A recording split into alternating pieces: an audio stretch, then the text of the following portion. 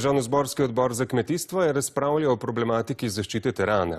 Zakaj tožba, če pa je teran naš? Tudi v primeru vin in zaščit so bile že tožbe in so bile uspešne.